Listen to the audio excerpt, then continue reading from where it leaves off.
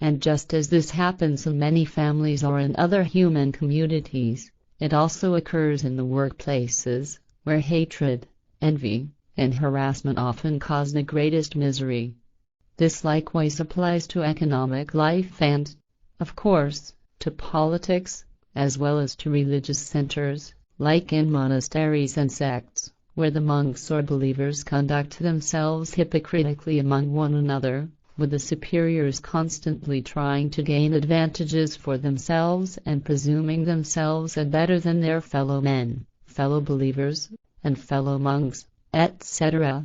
And if one observes Israel and Palestine as well as America and Arabia in particular, it is alarming to note that the extremists, fanatics, radicals, fundamentalists, and degenerated nationalists of these countries are crazy, insane, unscrupulous, emperor consciousness creatures, to whom a human life isn't even worth the speck of a fly.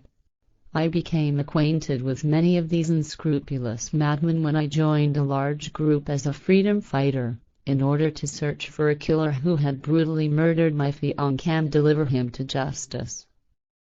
Quetzal says, this and many other things from your life are well known to me.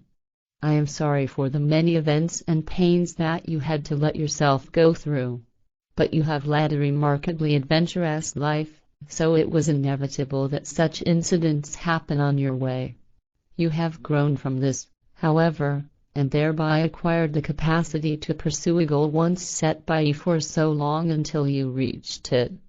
You have acquired such perseverance and steadfastness, through which you alone can fulfill your mission.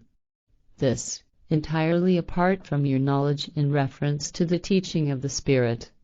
I can say this now because through my own investigations, I encountered extremely interesting things that concern you and all your previous personalities and past lives, namely back to Enoch's time. But don't worry that I speak of this because I know that for the time being, everything must remain a mystery, at least to your group members and the public. Papa will be the first one who will talk openly about this, when he personally comes in contact with you again in a public manner. But from now on, you no longer need to appear so ignorant towards me, as you've always done this until now, because I now know very well that, at least in terms of the teaching of the Spirit and all related matters, you are more knowledgeable than me and even Papa and our spirit leaders, whom you will approach in later years when your health has improved again, in order for them to receive specific instructions from you. Billy says, aha, there, you also gave a prediction. So according to your words, I will come out of my poor health situation and will then be able to work properly again. Quetzal says, that is only partly true, for your health will probably make very encouraging progress, but you will no longer be able to live without a greater amount of medication, which you must take twice a day. Also, your health will no longer be the same as before, for certain consequences will remain that cannot be corrected anymore. You also won't be able to perform any hard manual labor, which is why you will have to limit yourself in writing, office and administrative work, and in teaching. Also, with regard to engines, no opportunity of working in a manual way is given to you anymore, not just for now but also for all future time of your present life. But this also has something good in itself because now, you can finally just devote yourself to your real mission, and you can do all those written works that are related to your task. Billy says, thank you for your remarks. I don't like it that I can no longer chop, dig, pave, plant, plow, harrow, drive tractor and so on.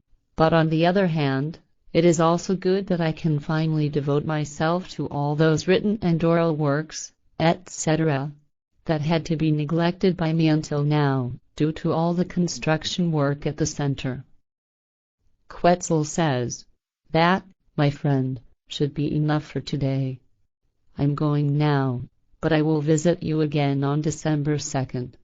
Farewell until then. Billy says, bye, Quetzal. Thanks for your visit and all the information. Until we meet again. The end.